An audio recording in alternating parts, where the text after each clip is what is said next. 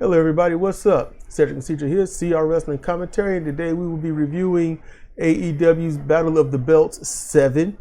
And so we've done Collision. If you want to hear that review, the link is in the description. So it'll be the very first link in the description. If you want to know what those series of numbers, letters, and whatnot are, that's what it is.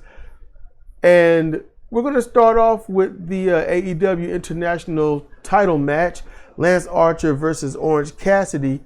Look, everyone, you're going to have to just understand, I get tired of Orange Cassidy, all right? Now, I slowly have seen the magic of Orange Cassidy, and if applied properly, he should be very popular and whatnot, but this undefeated champion thing is obvious if you survey AEW and some of their champions that he loves the undefeated champion thing. But Orange Cassidy is an undefeated champion. He's beaten everybody, so I guess he'll just keep it forever. Listen. Shibata Katsuyori, legend, all right? Zack Sabre Jr., not a legend, but he's a future legend. He's great. He's great, you know. And well, I mean, Daniel Garcia was in there. Look, as a wrestler, he's amazing. I'll give it to him. I like his work most of the time. Daniel Garcia? Yeah. Everything wrestling wise, his ability wise, Daniel Garcia is good. But the rest of it, you can. But he beat all three of those in one match. Mm-hmm. He beat 20 other wrestlers, basically, in the Battle Royal to defend his belt. He's beat all the big men. You know? He's done the impossible, and now he's doing the impossible injured. Yeah. It doesn't make any sense now. It breaks every iota of what should make sense in an actual fight. This here is like they're trying to turn him into some lazy John Woo unbeatable person. You know, so just understand and it's just, come on now. You know, come on, people. Be rational. Be reasonable. You know? I'm not saying that Orange Cassidy shouldn't have a high win rate. He just shouldn't have a high win rate over those that he done beat. Lance Archer, I've watched him for too long. I know what he can do. I know what he will do. I know what he should do. And he didn't necessarily skip a beat in this match. Not necessarily. No. You know, until it went to the outside. And I'm going to explain something. I'm going to tell you why I feel the way I do about Orange Cassidy and Tony Khan. On the outside, Jake Roberts was about to get the DDT on Cassidy. Lance Archer comes out and stops Roberts. Why? He's a heel. Why stop Jake from doing the DDT? And the crowd was popping. They wanted to see it. Maybe he didn't want any help.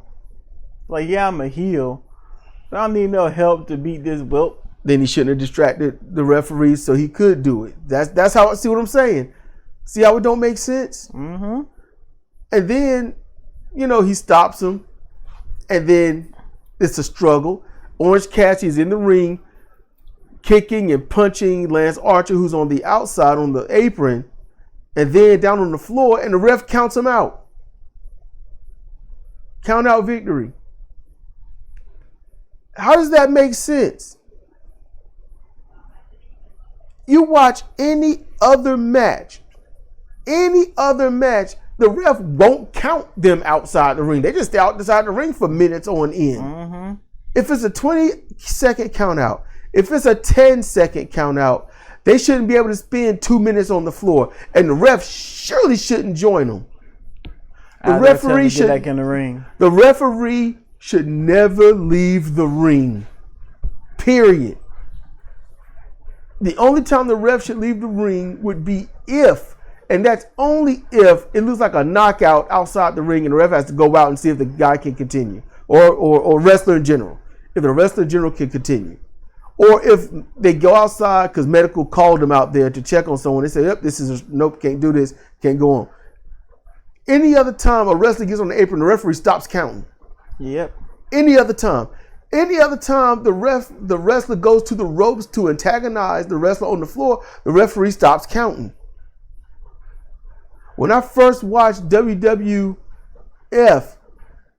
it was a count-out victory of that same, I think it was WWF, of that same level of just punching and kicking. The person couldn't get in the ring.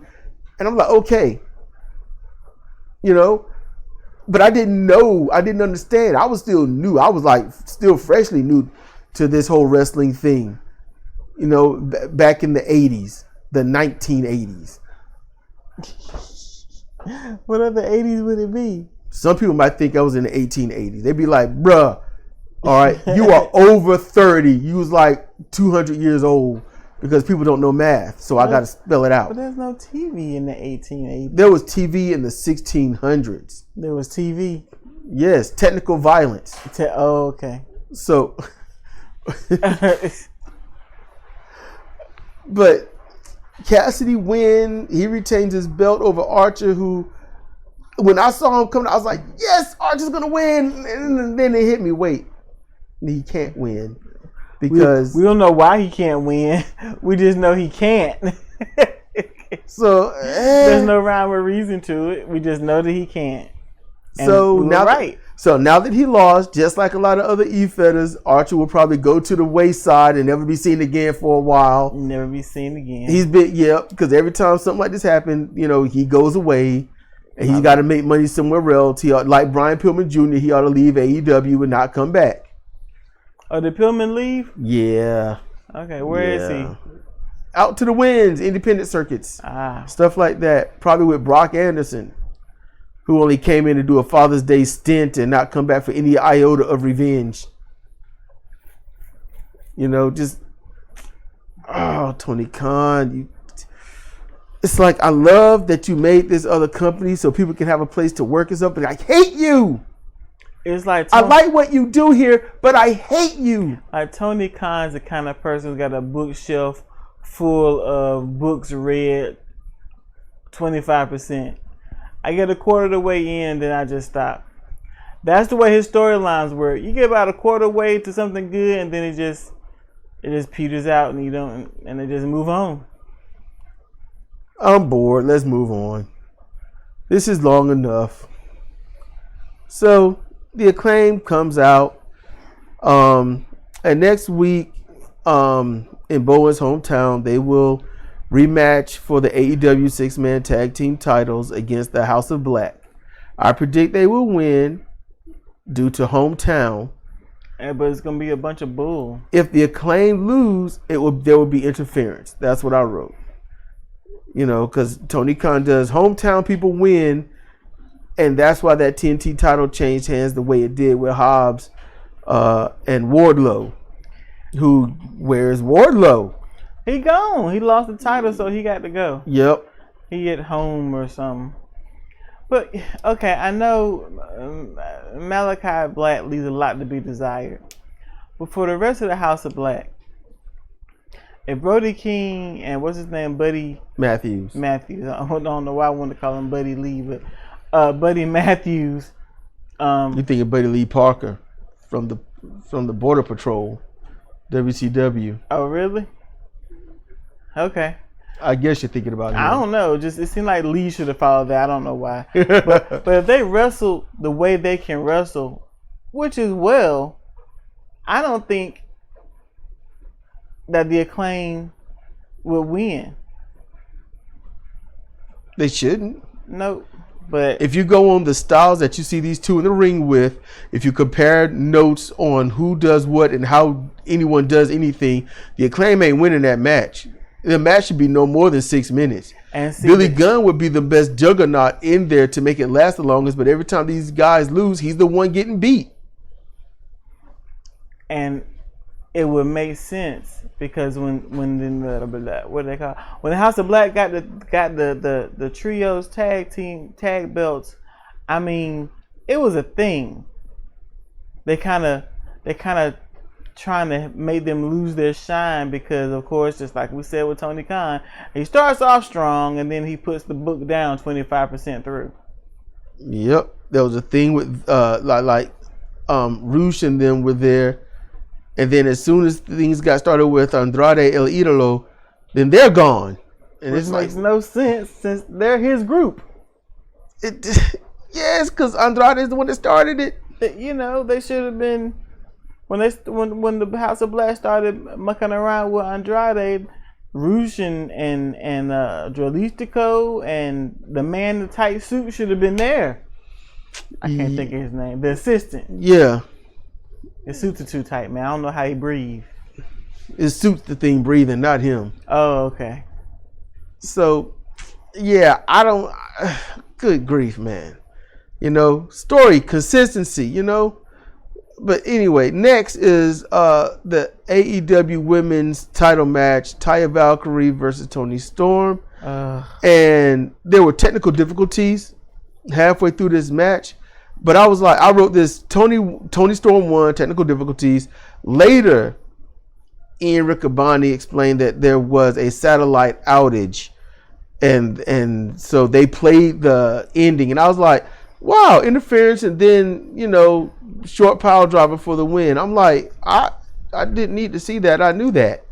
I knew that. I mean, it's like, it's not even I see it. Oh, now you can say, you know, no, I knew that. I was like, okay, she wins. I know there's gonna be some interference, and then power driver win, move on. It don't matter. I'm not really impressed by Taya Valkyrie anyway. One, but two, she's a heel. So you got heel on heel. No, there's nobody to care about.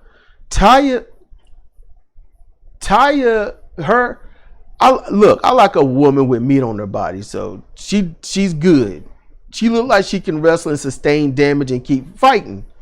Okay, she looks like if she was in Germany, her name would be Olga. She looks forward tough. Okay. She can look like a foot. Don't mean I'm gonna put a shoe on her. She just. What is wrong with you? What I'm saying is, I don't like the way she performs in the ring. That's what I'm saying. It's nothing to be desired. I'm just never happy with her performance in the ring. Me neither. Look, y'all. She looks tough. She looks strong, but she tries to wrestle like she's glamorous. That just throws off all the senses. And then when she's cutting promos, it's more mean girl stuff. Is that all y'all know how to do? It's WWE diva mean girl stuff. And then if they're gonna, I think in the next 3 years you'll start seeing them do other WWE stuff, like just consistently yelling. You know, their points, just yelling and trying to get over on each other by yelling and doing mean girl insults along with the yelling. That's what I'm thinking is going to happen. It wasn't good. Yeah, we weren't enjoying it. There was no one to care about. It wasn't good. Yep. And now we get to the Owen Hart tournament winners ceremony, where Martha Hart makes a long speech and presents the trophies and belts to Willow Nightingale and Ricky Starks. And Willow looked very bashful. Yes. She looked very happy to be there, and she looked very bashful. Martha Hart looked really good in what she was wearing. I was like, ooh, little sexy going on. She looked good. She looked good. I liked it. I love that top. You know, Tony Schiavone, I don't know what is wrong with him. Maybe he's colorblind. I don't know. Somebody need to give him a call and let him FaceTime him his outfit before he goes out. He on a black jacket with powder blue pants, a yellow shirt and a pink tie. Or it was a pink shirt and a yellow tie. One of them. It's just like he's grabbing stuff at random and getting dressed. It's like, I don't care. LOL, I get paid. I mean, But Cedra noted something very important about this ceremony. Ricky Starks looked like he didn't deserve it. He looked like I know I don't deserve to be here, Because, you cheated to get there. You cheated to win. And then Martha Hart comes out. And he looked that way before she started speaking. And then she gets out there and starts talking about Owen Hart and having heart and just being wonderful all around. And you cheated to win the tournament. It's just like, yeah, it's very, very cringe. And he looked like he just wanted to cringe at himself. Ricky Starks didn't talk about the tournament. He didn't care about the tournament. None of that stuff. A couple times talking about I'm going to win the whole thing. But, they all said that. Oh, that's just the tournament. Not that it's for Owen or any knowledge or care about Owen. But then again, there are a lot of wrestlers who have died. And no one's doing tournaments for them. You got the Andre the Giant Battle Royal. You've got the Dusty Classic. But it craps on a lot of other wrestlers who has died. And the whole Owen Hart thing is, I worry. Okay, y'all hear me out before I go on with this. I worry that this whole Owen Hart tournament is a nanny boo boo at WWE, since Owen died under their watch, under reckless means that he signed up for where he shouldn't have, when he was trying to get out so others might think it's a hit job. Throw that aside and just say he died under their watch. They didn't want to be responsible. Legal action has been taken. WWE is lost. And they didn't want anything to do with Owen Hart because it's such a brutal taint on them. They couldn't hold anything like this. But then there was mention that they might file something to do an Owen Hart something. But Martha was like, I don't want you using my husband's name, period. I don't know if she has any control over that. I don't know the legalizations and things, the legalese and whatnot. But Tony Khan throws it up and rushes the whole thing. That's what it seemed like. He rushes everything, so that don't surprise me. So it's almost like nanny boo boo, look what I did, you can't have it. And then skip a year. And then come back. No, it didn't skip a year. No, it didn't. It just seemed forever. Yeah. Oh crap. The first one ended much earlier than this one. Yeah. That's what it is. It wasn't exactly a year, it was over a year, but it hasn't been 2 years. Yeah. That's what it is. It's a mind trick. This is not the tournament you're looking for. So, I mean, I'm glad that they won. I'm glad Willow won. For various reasons, I'm glad that these two won. So, that's all good. Now we get to the AEW TNT title match, which is the main event of the show. And we're doing extra talking to kind of give this some body, because I could have done this in probably 4 minutes. So I wanted to give body to this whole thing. So AEW, TNT title match. So you got Shawn Spears versus Luchasaurus. Scorpio Sky watches from the back. Christian comes. Okay, first Shawn Spears. He comes out, and I'm like, you presented yourself as the perfect 10 all of this time, and then Cage is like, you're not dangerous. So now you got to come out with the crazy eyes, the hoodie with the Punisher mask or whatnot on the chair, and I'm like, dude, no. No, it's his dangerous persona, so No. You got this stupid, my eyes are all white with the dark pupils, and you're educating the crowd. You're not Finn Balor. You're not Keiji Muto. Finn Balor. Don't do this. Yeah, Finn Balor, and then his other crazy side of whatever, something, like I don't feel pain until I do something.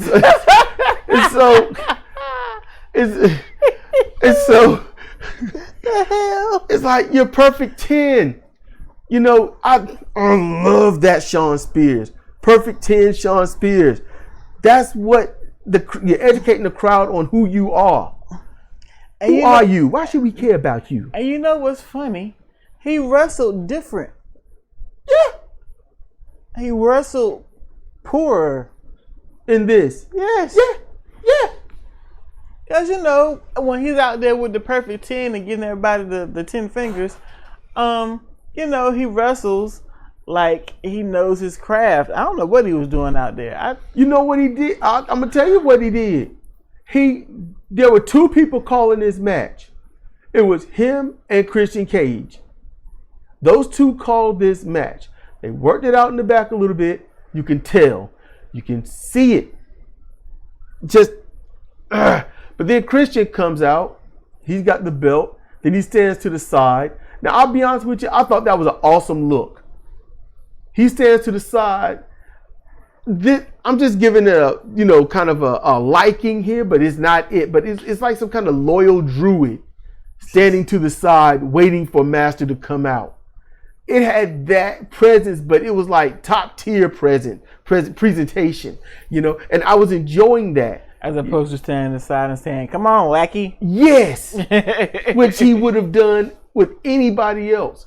He just didn't vocalize it. He's trying to build Luchasaurus up by walking around like he's the champion. Really? There's a thing. There's a thing, all right. Let Christian work his magic with Luchasaurus, but the way Christian stood there, he came out.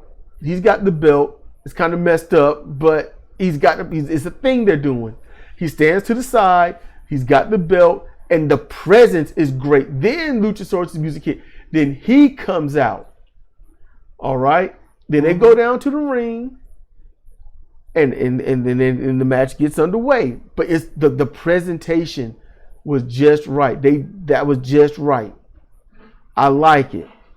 Maybe I have to go back and look at it again because honestly, when they involve Christian Cage, you're soured, and I don't blame you. I don't blame you. I don't begrudge you. Tune out. Some shit's gonna happen, and they'll win. And then at some point, Christian Cage will be like, they'll be like, Christian Cage, where Luchasaurus? Like, oh, I slit his throat and sent him back to the Jurassic Age. Now I'm the champion. And it'd be like, see, I told you. Yeah. Should have seen it coming. Just let him do his thing. Yeah, Stop it. I'm gonna let him slit his throat and send him back to the Jurassic. That's fine. I'm gonna let him do his thing. You're not hearing the words of stop it. Stop it. I'm doing what you asked me to do. I'm gonna let him do his thing. So Scorpio Scott's watching from the back. You're gonna be wearing Luchasaurus' face. You just stop. So Sean Spears, he chases Cage around the ring, grabbing him by the jacket, and Christian gets the jacket off of him. Luchasaurus gets a hold of Spears and chokeslams him. His arms were out. I'm sorry, I gotta interrupt you. He pulled his jacket off, and he's got on a sleeveless shirt, and it was just unsettling. Wasn't that unsettling for you? No, it was weird. He had on a turtleneck with no sleeves. That was a turtleneck?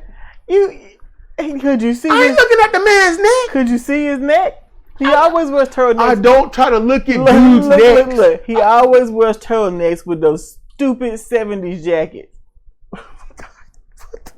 All they're missing is the butterfly lapel. But they got these really skinny lapels that look stupid too.